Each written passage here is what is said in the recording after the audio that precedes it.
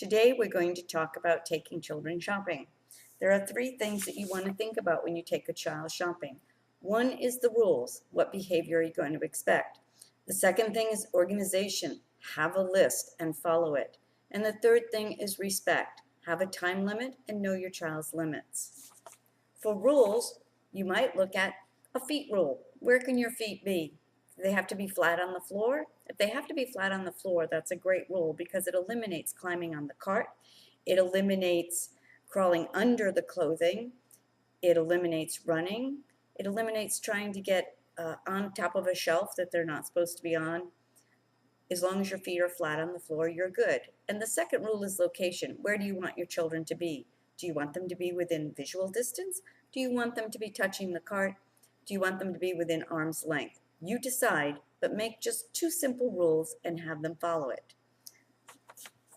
Again, we want to think about, those are behavior rules. The second thing is the list.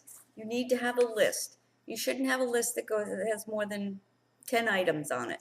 That's a good list.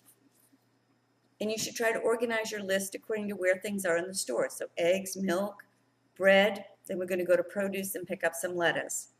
Have the last 2 or 3 things on the list be for your child or your children, one for each child. So maybe you're going to get some markers for one child, stickers for one child, and just a bag of chips for one child. And they get to go get that item too.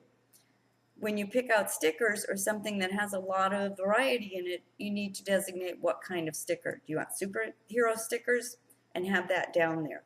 Remember, if they say, well, I don't want that now, you go, then next time we'll put something different on the list. The last thing to think about again is the respect. Remember to have a time limit.